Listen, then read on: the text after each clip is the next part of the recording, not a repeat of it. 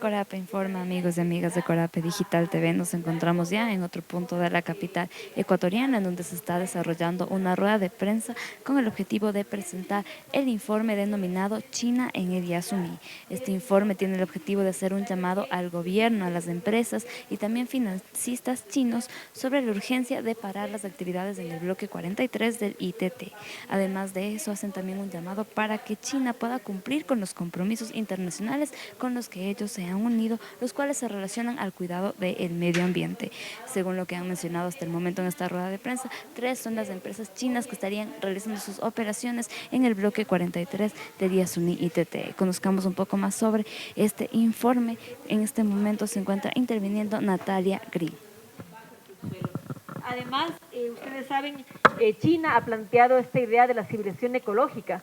China tiene toda una trayectoria histórica, milenaria, de cultura, de apoyo, ¿no es cierto?, a una existencia de una civilización tan larga y duradera, y ahora mismo que se pone en riesgo la existencia misma de la humanidad, solicitamos, ¿no es cierto?, ese apoyo de China para que se una a esta lucha, que no es solamente una lucha de los ecuatorianos y ecuatorianas, sino que es una lucha mundial, y que China tiene mucho que ver porque tiene a 2 grandes empresas realizando la explotación y beneficiándose directamente de la explotación petrolera. Entonces, este es un momento clave, es un momento en el que los ecuatorianos, por supuesto que podemos buscar alternativas sostenibles para reemplazar ese menos del 0.5% del presupuesto general del Estado, y podemos ser creativos para dar un respeto, ¿no es cierto?, no solamente a los derechos de los pueblos indígenas, sino también a los respetos de los derechos de la naturaleza, al ser el primer país en el planeta que reconoce los derechos de la naturaleza. Es decir,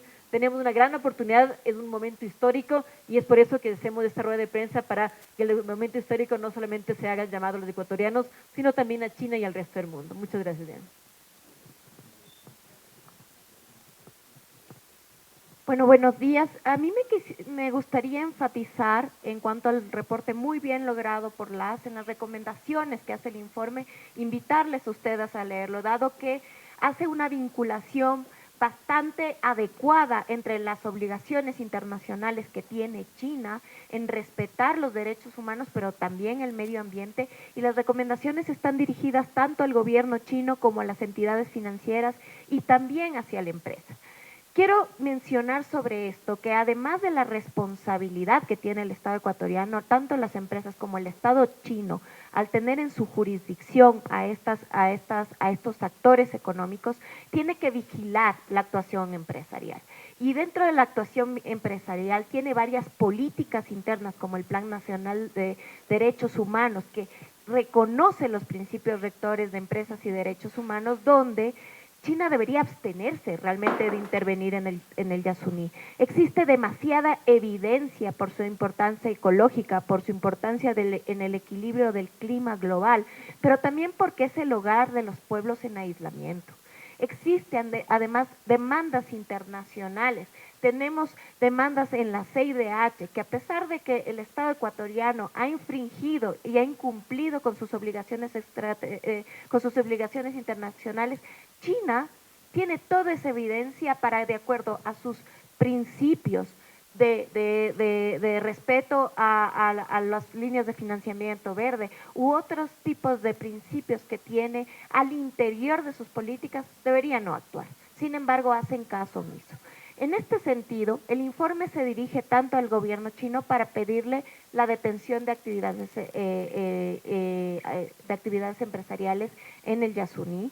Además, con estos elementos, lo que está planteando es su responsabilidad y el incumplimiento con el Acuerdo de París y con todos los elementos del cambio climático. Entonces, y además reafirma también las observaciones que en febrero de este año hizo el Comité de Derechos Económicos, Sociales y Culturales, donde evaluó a China y donde reconoció que China vulnera derechos en América Latina y que tiene que implementar medidas urgentes, donde establezca responsabilidad jurídica, civil y administrativa a las empresas que están incurriendo en estas vulneraciones. Entonces, en este 20 de agosto, cuando la sociedad ecuatoriana se exprese para salvar el Yasuní, China tiene que salir. porque China no puede ser cómplice de socavar la democracia de estados más pequeños y además porque tiene que hacer efectivos sus principios, que de momento no son vinculantes, pero que tienen que hacerlos efectivos y no simplemente son actos declarativos que no tienen ningún efecto. Bueno, buenas tardes con todos y todas. Yo fui invitada a leer el informe un poco antes de que llegara a sus manos y lo agradecí mucho. Yo creo que es un esfuerzo muy importante que han hecho diferentes organizaciones por recopilar información válida, de calidad, que va a aportar tanto para la decisión que van a tener que tomar los ecuatorianos y ecuatorianas, como para evidenciar la importancia de este tema a nivel internacional. Creo que es un informe de lectura obligatoria para los ecuatorianos que queremos incidir en nuestra democracia, que queremos participar políticamente y que queremos ser escuchados. La consulta popular es una oportunidad importantísima para escuchar la conciencia ecológica de millones de ecuatorianos y ecuatorianas, que a pesar de ser un país,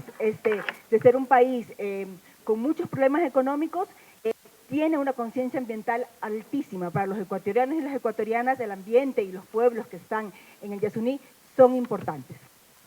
Es importante también señalar que hemos visto también una ausencia de unas declaraciones claras por parte de nuestra clase política, y yo creo que este informe también contribuye a que la clase política, tanto nacional como internacional, tenga elementos para argumentar sobre este tema.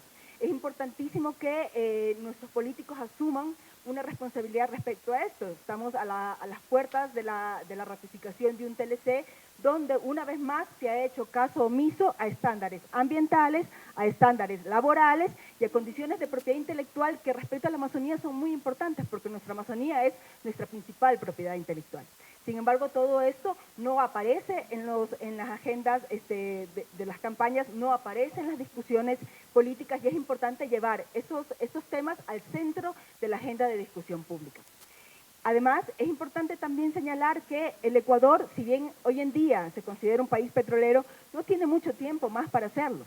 Según la British Petroleum, que es la consultora energética más importante a nivel global, que no es una consultora de las organizaciones sociales, es una consultora de las empresas petroleras, ha determinado que el petróleo en el Ecuador se acaba en 7.2 años. Nosotros, al destrozar el Yasuní, estamos perdiendo la oportunidad de plantear una transición energética a partir de nuestra biodiversidad y de nuestra diversidad cultural. Entonces, no hay tiempo ya para esperar. No se trata de que es una alternativa o la otra. El país necesita alternativas, y esas alternativas necesitan tener condiciones para hacerlo. Y la destrucción del Yasuní nos quita muchísimas oportunidades para construir esas alternativas. Muchas gracias. Tal vez solo para finalizar con algunos puntos importantes, vale recalcar que la operación de las empresas chinas en el bloque ITT desde el 2016 ha estado incumpliendo con muchísima normativa nacional e internacional. La Declaratoria de Interés Nacional del 2013 puso algunos condicionamientos que la empresa china no ha cumplido, las operaciones de las empresas chinas no han cumplido, ¿no?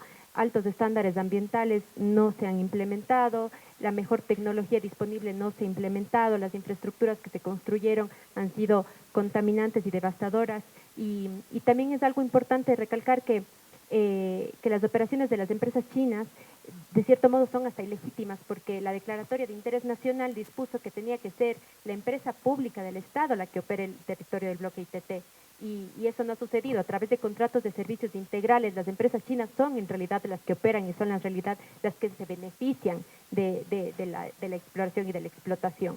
Algo también importante que recalcar y que también está en el informe es el rol de los financiadores, de los bancos chinos. El Ecuador ha recibido desde el 2009 al menos 4 préstamos de líneas de crédito del Banco de Desarrollo de China, también 2 préstamos del IBCB de China, y estos son préstamos que están condicionados al pago petrolero. Esta condición también presiona en la expansión petrolera en nuestra Amazonía. Entonces, una de las recomendaciones fuertes que damos a los financiadores, a la banca china, que es una banca estatal de China, es que reconsideren también este tipo de préstamos y de que se pueda renegociar el condicionamiento de pago petrolero que tiene el Ecuador, y que es una presión también fuerte para que esta expansión se siga dando en nuestro territorio. Entonces, hay una responsabilidad del gobierno, como decíamos, de las empresas y de los financistas en esta expansión que se está dando en el Yasuní. Muchas gracias, y creo que pasamos a las preguntas. Sí, yo quisiera decir algunas cosas más, y es que me parece muy importante el rol de los medios de comunicación. Hemos visto que los medios de comunicación se han puesto de una parte o de la otra. Yo creo que el rol de los medios de comunicación es comunicar y comunicar lo que está sucediendo. Ha habido y se han denunciado, se han planteado varias cifras con respecto al tema de lo que gana o pierde el Ecuador con el ITT. Hay que recordar cuáles son las cifras que el mismo Petroecuador presentó a la Corte Constitucional, y hay que recordar que el mismo ministro planteó que no existe una contabilidad clara de Petroecuador. Yo creo que más allá de las cifras, ¿no es cierto?, y como hemos dicho, se pueden plantear alternativas muy reales. Los medios de comunicación tienen una obligación de poder hablar no solamente sobre el tema del petróleo, incluso recordarán hace algunos años del tema de la venta anticipada de petróleo, era hasta ilegal. Pero se han escuchado temas como que la dolarización puede quebrarse o no se podrán pagar los créditos petroleros si es que se para el ITT, y esta información completamente falsa. Como bien sabemos, el precio del petróleo fluctúa solamente si es que bajan 10 puntos, $10 el precio del petróleo, la explotación petrolera en el ITT deja de ser incluso rentable.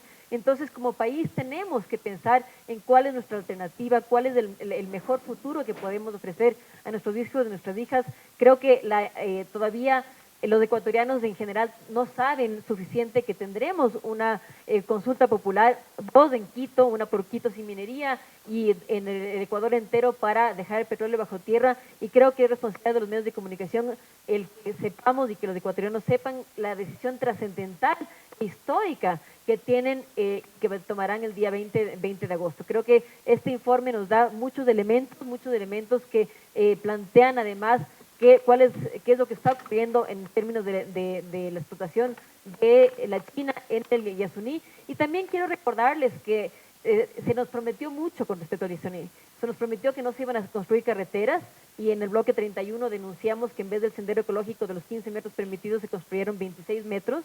Se nos prometió que se iba a hacer un helitransporte y que no se iba a explotar más del 1 por 1000, y todas esas promesas han sido siempre fallidas. Y yo creo que es momento de dejar de pensar que vendrá un futuro mejor con el petróleo, sino que es momento de mirar atrás y mirar lo que ha sucedido con el petróleo, que ese petróleo no ha sembrado el desarrollo en el país, y que realmente el apostarle a la biodiversidad, a la naturaleza, a los pueblos indígenas y a un futuro para el país es nuestra mejor opción. Entonces agradezco mucho a los medios de comunicación por estar aquí, por llevar este mensaje, el mensaje de las inversiones de la China en el Ecuador, especialmente en la Amazonía y en el Yasuní, y que podamos amplificar este mensaje. No sé si había alguna pregunta. A ver, el dinero, la inversión como tal puesta por la empresa china en los bloques no se conoce porque no se conocen los contratos. Y eso es algo importante que hay que recalcar.